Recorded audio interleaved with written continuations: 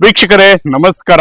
ನಾವಿವತ್ತಿನ ಏನಪ್ಪಾ ಅಂದ್ರೆ ಒಂದು ಹುಮನಾಬಾದ್ ನಿಂದ ಒಂದು ದುಮ್ಮಸೂರ್ಗೆ ಏನ್ ಹೋಗ್ತೀವಿ, ಒಂದು ಒಳಗಡೆ ಒಂದು ಜೇರ್ಪೇಟ್ ಬಡಾವಣೆಯಿಂದ ಏನ್ ಒಳಗಡೆ ರೋಡ್ ಇದೆ, ಆ ರೋಡಿನ ಒಂದು ಪಕ್ಕದಲ್ಲಿ ಅಂದ್ರೆ ನಾವು ಇನ್ನೂ ದುಮ್ಮಸೂರ್ಗೆ ಹೋಗಲ್ಲ, ಅದಕ್ಕಿಂತ ಮುಂಚಿತವಾಗಿ ಏನಪ್ಪಾ ಅಂದ್ರೆ ಒಂದು ಹಜರತ್ ಸೈಯದ್ ಅಬ್ಬನ್ ಶಾ ವಾಲಿ ಸರ್ಕಾರ್ ಅಹಮತುಲ್ಲಾ ಅಲೆ ಅವರ ಒಂದು ದರ್ಗಾವಿದೆ. ಈ ದರ್ಗಾದಲ್ಲಿ ಏನಪ್ಪಾ ಅಂತಂದ್ರೆ ನಾಳೆ ಒಂದು ಅದ್ಧೂರಿಯಾದಂತ ಒಂದು ಕಾರ್ಯಕ್ರಮ, ಒಂದು ಜಾತ್ರೆನೆ ಅಂತ ಹೇಳ್ಬಹುದು. ಯಾಕಂದ್ರೆ ಸಹಸ್ರಾರು ಸಂಖ್ಯೆಯಲ್ಲಿ ಭಕ್ತರು ಈ ರಾಜ್ಯ ಅಲ್ಲದೇನೆ ನೆರೆ ರಾಜ್ಯಗಳಿಂದ ಏನಪ್ಪಾ ಅಂದ್ರೆ ಭಕ್ತರು ಬಂದು ಇಲ್ಲಿ ಈ ಒಂದು ಏನಂದ್ರೆ ಹಜರತ್ ಸೈಯದ್ ಅಬ್ಬನ್ ಶಾ ವಾಲಿ ಸರ್ಕಾರ್ ಅಹಮತುಲ್ಲಾ ಅಲೆ ಅವರ ಒಂದು ಏನಪ್ಪಾ ಅಂದ್ರೆ ಒಂದು ಜಾತ್ರೆಯನ್ನ ಆಚರಣೆಯನ್ನ ಆಗುತ್ತೆ. ಹಾಗಾದ್ರೆ ವೀಕ್ಷಕರೇ, ಯಾರೆಲ್ಲ ಸೇರ್ತಾರೆ, ಏನೆಲ್ಲ ಕಾರ್ಯಕ್ರಮಗಳಿರುತ್ತೆ ಹಾಗೂ ಯಾರೆಲ್ಲ ಬರೋರಿದ್ದಾರೆ, ಏನೆಲ್ಲ ಕಾರ್ಯಕ್ರಮ ನಡೆಯೋದಿದೆ ಅದರ ಬಗ್ಗೆ ಸಂಪೂರ್ಣವಾಗಿ ಮಾಹಿತಿಯನ್ನು ಕೊಡಲು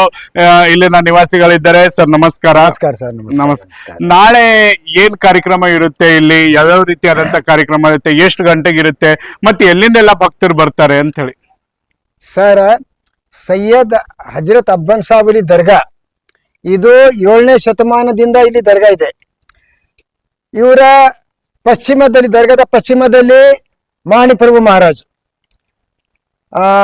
ಉತ್ತರ ಪಕ್ಷದಲ್ಲಿ ವೀರಭದ್ರೇಶ್ವರ್, ದಕ್ಷಿಣ ಪಕ್ಷದಲ್ಲಿ ರೇವಪಾಯ ಸ್ವಾಮಿ, ಪೂರ್ವ ಪಕ್ಷದಲ್ಲಿ ಯಂಕಮ್ಮ ಹಾಗೂ ಹನುಮಂತೇವ್ರು.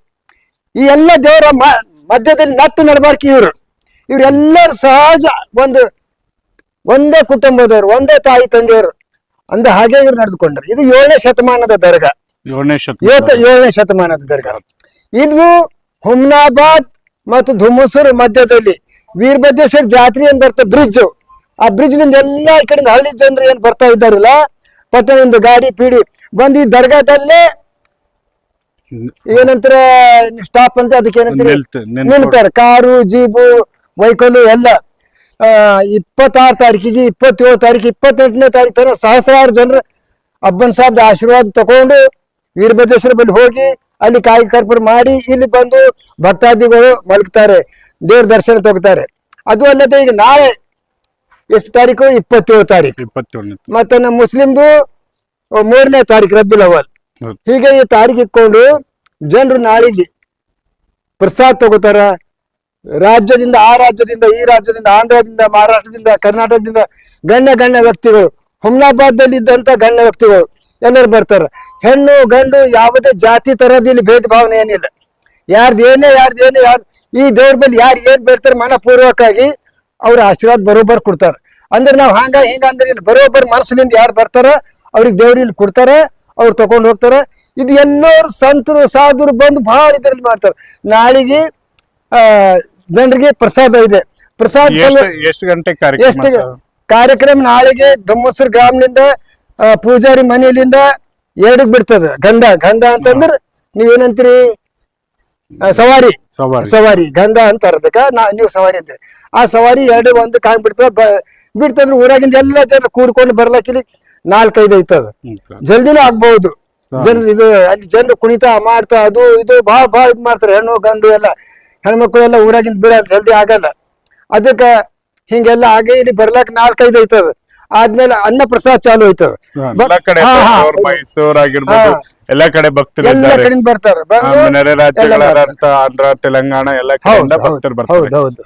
ಅಂದ್ರೆ ನಾಳೆ ಮಧ್ಯಾಹ್ನ 2 ಗಂಟೆಯಿಂದ ಏನಪ್ಪಾ ಅಂದ್ರೆ ಈ ಸರ್ಕಾರ ಅವ್ರದ್ದು ಏನಪ್ಪಾ ಅಂದ್ರೆ ನಾಳೆ ಒಂದು ಜಾತ್ರಾ ಒಂದು ಭವ್ಯವಾದಂತ ಮೆರವಣಿಗೆ ಮೂಲಕವಾಗಿ ದುಮ್ಮಸೂರಿನಿಂದ ಬಂದು ಕಾರ್ಯಕ್ರಮ ಆಗುತ್ತೆ. ಸಾಯಂಕಾಲ ಕೀರ್ತನೆ ಭಜನೆ ನಡೀತದೆ. ಅದು ಅಲ್ಲದೆ SBH retired manager Govind Chaudhary ಅಂತ ಹೇಳಿ 2 ಲಕ್ಷ ಕೆಲಸ ಮಾಡಿ ಒಬ್ರೇ ಅವ್ರು ಮಾರ್ಬಲ್ ಹಾಕ್ಸಾರ. ಈಗ ದುಮ್ಮಸೂರ್ಲಿಂದ ಪೂರಾ ಇಲ್ಲಿಗೆ ಬರ್ಲಕ್ ಜನರ ಕಲ್ಯಾಣಕ್ಕಾಗಿ ನೀರಿನ ವ್ಯವಸ್ಥೆ ಅವ್ರೆ 1 ಲಕ್ಷ ಖರ್ಚು ಮಾಡಿ ಇವತ್ತು ಅವರೇ ಮಾಡ್ಸ್ಲತ್ತಾರ.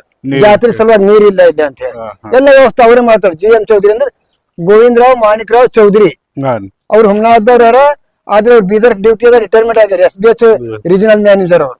ಇಷ್ಟೆಲ್ಲ ಭಕ್ತರು ಬಹಳ ಸರ್ ಹಿಂಗಾಗತ್ತೆ. ಅಂದ್ರೆ ಭಕ್ತರು ಕೊಟ್ಟಿರುವಂತ ದೇಣಿಗೆಯಲ್ಲಿ ಜೀರ್ಣೋದ್ಧಾರ ಕೂಡ ನಡೀತಾ ಇದೆ.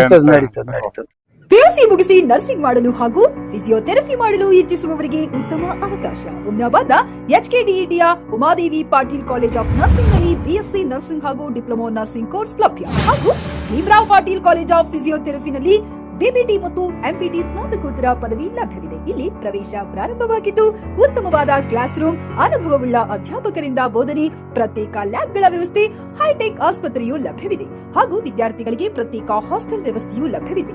ಹಾಗಿದ್ರೆ ತಡೆಯಾಕೆ, ಹಿಂದೆ ಭೇಟಿ ನೀಡಿ.